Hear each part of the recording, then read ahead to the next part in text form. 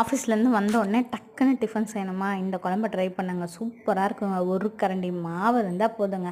ஒரு வெங்காயம், ஒரு தக்காளி, 2 பச்சை மிளகாய் எடுத்து வச்சுக்கோங்க. எண்ணெய் ஊற்றி கடுகு, கருவேப்பிலை எல்லாம் போட்டுட்டு, ஒரு பச்சை மிளகாவை போட்டுட்டு, ஒரே ஒரு பெரிய வெங்காயம் கட் பண்ணி வச்சுருந்தாங்களா, அதை நல்லா பொன்னிறமாக வறுத்த உடனே ஒரே ஒரு தக்காளியை குட்டி குட்டியாக கட் பண்ணி போட்டு, தக்காளி வதங்கின உடனே தேவையான அளவு மிளகாத்தூள் போட்டுக்கோங்க. காரத்துக்கு ஏற்ற மாதிரி கொஞ்சோண்டு மஞ்சத்தூள் போட்டு, கொஞ்சோண்டு பெருங்காயம் போட்டுட்டு, நல்லா தக்காளி வெங்காயம் வதங்கின உடனே கொஞ்சமாக தண்ணி ஊற்றி நல்லா கொதி வந்தோடனே தேவையான அளவு உப்பு போட்டுக்கோங்க. இந்த ஸ்டேஜில் தாங்க ஒரே ஒரு கரண்டி இட்லி மாவை எடுத்து அதுக்குள்ளே மிக்ஸ் பண்ணிவிட்டு நல்லா கலந்து விடுங்க. ஏன்னா கட்டியாகிடக்கூடாது இல்லைங்களா.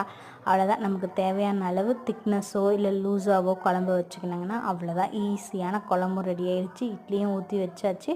சுட சுட இட்லிக்கும் இந்த மாவு குழம்புக்கும் சூப்பராக இருக்குங்க. ட்ரை பண்ணி பாருங்களேன். சேனலை மறக்காமல் சப்ஸ்கிரைப் பண்ணுங்கள், லைக் பண்ணுங்கள்.